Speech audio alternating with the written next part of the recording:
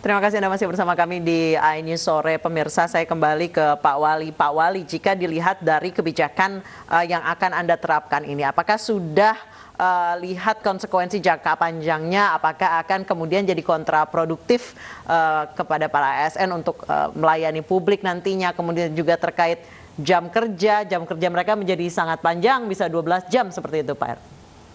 Baik, saya pikir tidak ada kaitan dengan kontraproduktif karena memang sholat subuh di rumah dengan sholat subuh yang kami selenggarakan waktunya sama. Lalu kami juga sudah berkomunikasi dengan Ketua DPD Gerindra Sumatera Barat, Bapak Andre Rosiade, karena saya selaku wali kota juga pimpinan partai di Bukit Tinggi Gerindra. Partai kami mendukung kegiatan ini karena memang program-program ini memang sudah sesuai dengan nilai-nilai yang tumbuh di tengah masyarakat. Baik, Pak Wali, tapi ada perbedaan ketika kita sholat subuh di rumah dengan sholat subuh berjamaah di tempat yang telah ditentukan, yaitu ada jarak tempuh yang juga memakan waktu, Pak. Bukit Tinggi ini indah dan kecil, Bu. Jadi luasannya cuma 25 km dan kami padat sekali. Jadi kota ini bisa dijangkau dengan jalan kaki. Kalau pakai kendaraan ini cepat sekali, dekat. Jadi sebelum saya juga menyayangkan komentar dari Komisi 2 Bapak Lukman Hakim bahwa wali kota Bukit Tinggi harus dibina dulu. Jadi kami menyayangkan statement ini karena sebelum mengeluarkannya baiknya berdiskusi dengan kami ya, kondisi masyarakatnya dan lihat luasan kota kami yang ada di Bukit Tinggi ini. Baik, Pak Trubus, silakan komentar Anda. Iya, menurut saya kalau ini kebijakan mau diterapkan tentu harus disosialisasikan dulu kepada masyarakat ya, terutama ini kepada ASN khususnya, agar tidak nantinya karena dibuat aturan berarti kan ada larangan dan sanksi itu nantinya gitu. Itu yang harus dipertimbangkan. Yang kedua, tentu itu harus dikonsultasikan dengan Kemendagri dalam ini ya kan, karena bagaimana juga di dalam Undang-Undang 23 itu pemerintahan daerah di situ bagian dari kebijakan yang dikeluarkan oleh daerah itu harus konsultasikan setidaknya gitu.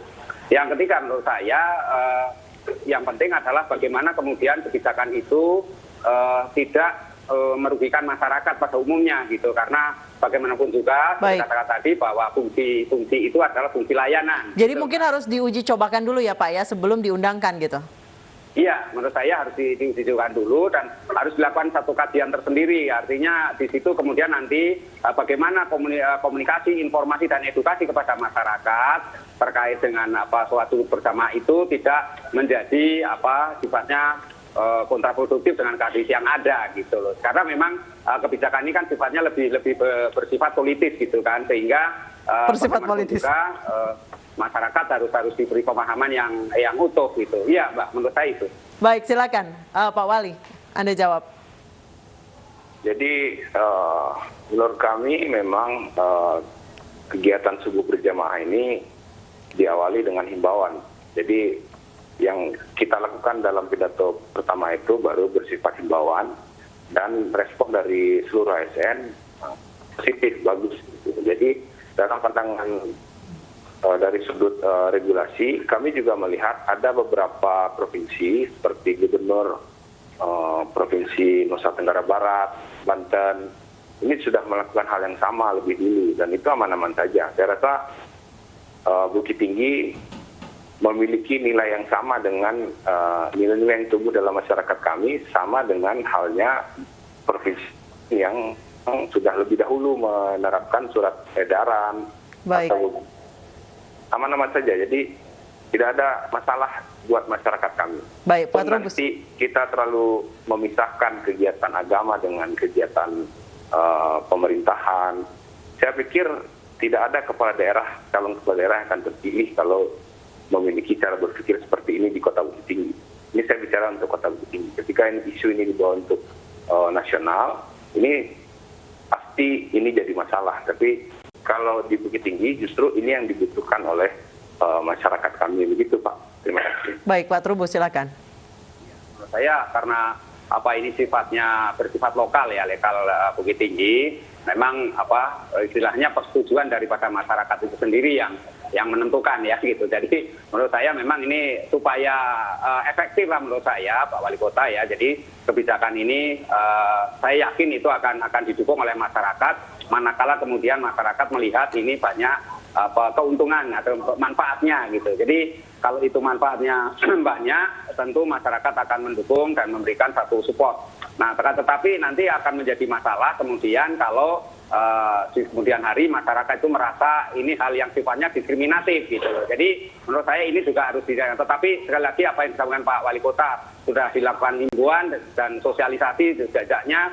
Nah, saya harap nanti ada edukasi yang sifatnya bertahap lah, jangan langsung ujuk-ujuk gitu, langsung tiba-tiba diterapkan sehingga nanti seolah-olah yang muncul adalah sanksi gitu, Mbak. Jadi ini yang berbahaya kan sanksinya itu, yang seolah-olah bahwa akan berdampak kepada individu-individu yang kebetulan tidak loyal atau tidak patuh mematuhi sholat subuh berjamaah itu, Mbak. Baik, Pak Wali, Anda berencana untuk menguji cobakan dulu, kemudian sekaligus menilai kinerja ASN?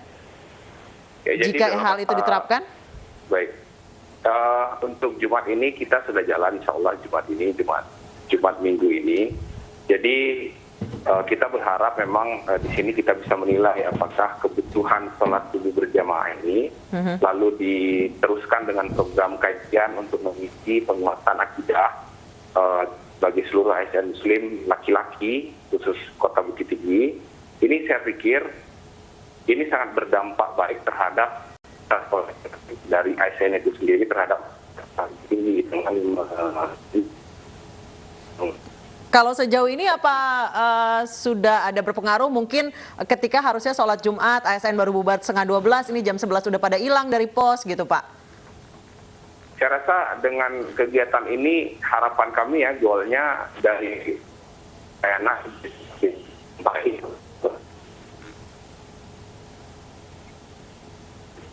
melakukan juga di pandemi ini.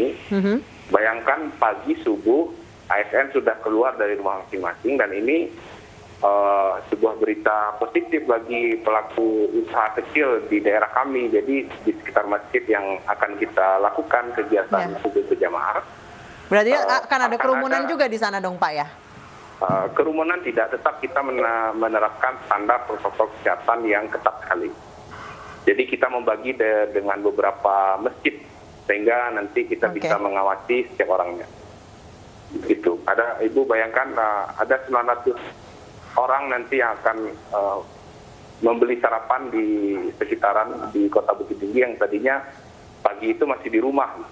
Jadi perputaran ekonomi mulai dari awal pagi setelah subuh ini yang kita juga harapkan yang di saat ini kota kami sebagai kota pariwisata sangat berdampak negatif dengan adanya pandemi COVID. Ini salah satu jalan juga buat kami untuk mengembalikan pemulihan ekonomi UKM. Baik, apapun nanti aturan yang akan diterapkan oleh Wali Kota Bukit Tinggi, kita harapkan tidak menjadi kontraproduktif terhadap kinerja ASN melayani masyarakat. Terima kasih Pak Wali Kota, terima kasih Pak Trubus telah bergabung bersama kami di iNews Sore. Pemirsa, polisi menangkap seorang pria yang memukul penyandang disabilitas di Sumedang, Jawa Barat. Pelaku mengaku kesal karena korban menolak saat disuapi makanan. Tuang. Pelaku pemukulan berinisial RR 36 tahun, warga desa Cilembu merupakan teman korban semasa kecil. Ketika bertemu korban di warung pecel lele di Sumedang, Jawa Barat, ia berniat menyuapi makanan kepada korban. Namun ketika korban menolak, RR marah dan memukul korban berulang kali di bagian muka dan kepala. Korban yang merupakan penyandang disabilitas tidak berani melawan.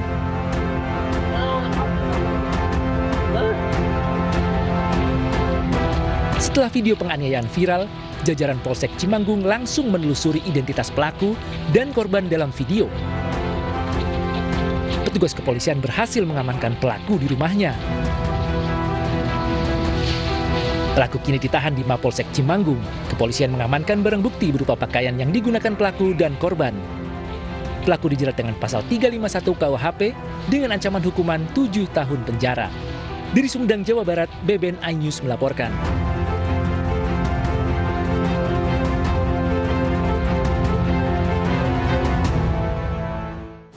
Beralih ke informasi lain, pemirsa, kontak tembak antara pasukan Mandagoraya dan anggota Mujahidin Indonesia Timur di kilometer 8 Desa Gayatri, Kabupaten Poso, Sulawesi Tengah kembali terjadi. Satu anggota Brimob Bribtu Herlis yang masuk dalam tim operasi Mandagoraya.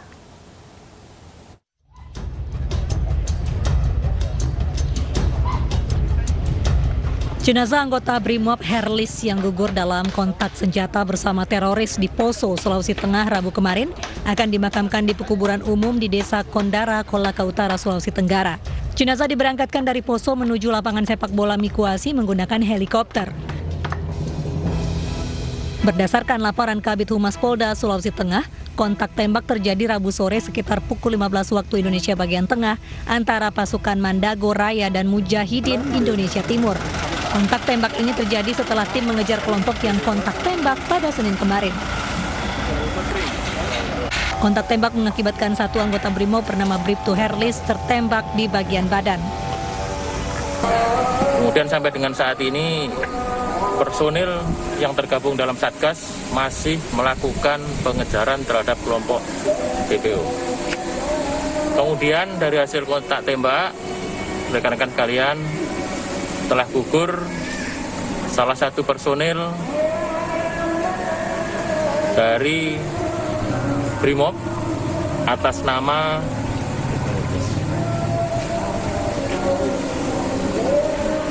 Bribtu Herlis, dan sekarang jenazah sudah berada di Rumah Sakit Bayangkara untuk dilakukan visum. Hingga saat ini, tim Mandagoraya masih mengejar kelompok MIT. Tim Liputan iNews melaporkan. Satreskrim Polres Pelabuhan Belawan, Sumatera Utara mengungkap kasus prostitusi online yang melibatkan pelajar sekolah menengah pertama. Tersangka menjajakan korban melalui media sosial Facebook. Kedua tersangka kasus prostitusi online ditangkap Satreskrim Polres Pelabuhan Belawan, Sumatera Utara setelah mentransaksi menjual seorang pelajar SMP sebagai pekerja seks komersial. Kedua tersangka merupakan muncikari dan konsumennya. Dari tangan pelaku, polisi berhasil mengamankan sejumlah uang dan 2 unit telepon genggam. Ini yang menggunakannya ini. Nah, ini pelakunya. Kan kepada mungkin para yang mencari. Ya, ditawarkanlah anak di bawah umur ini, ya, yang masih berumur 14 tahun dijual melalui pesan message. Ya, message handphone dipesan, diantar. Pemirsa, Gilang Aprilia Nugraha terdakwa kasus fetish bungkus kain jarik di Surabaya divonis 5,5 tahun penjara. Gilang terbukti bersalah melanggar pasal berlapis.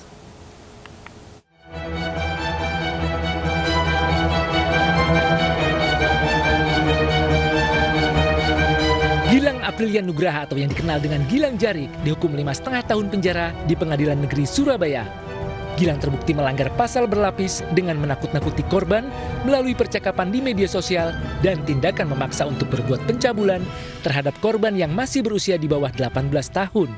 Menjatuhkan pidana terhadap terdakwa oleh karena itu dengan pidana penjara selama 5 tahun dan 6 bulan dan pidana denda sebesar 50 juta rupiah dengan ketentuan apabila pidana denda tersebut tidak dibayar maka diganti dengan pidana kurungan selama 3 bulan.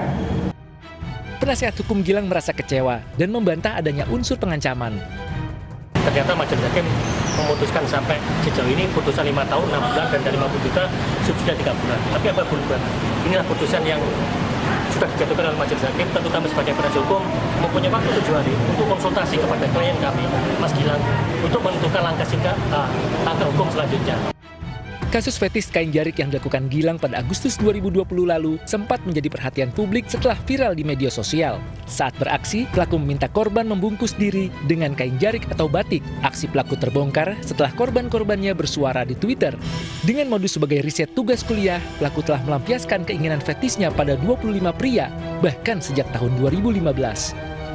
Tidak hanya menghadapi kasus hukum, Gilang juga harus menerima akibat dikeluarkan sebagai mahasiswa di kampusnya. Dari Surabaya, Haritha Bayong, iNews melaporkan.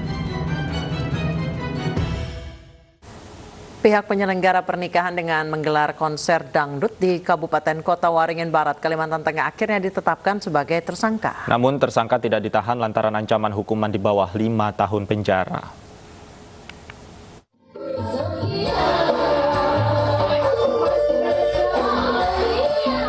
Ratusan warga Jalan Bukit Simpar, Desa Kondang, Kabupaten Kota Waringin Barat, Kalimantan Tengah terbuai dengan alunan musik dangdut tanpa ingat akan pentingnya memakai masker dan jaga jarak.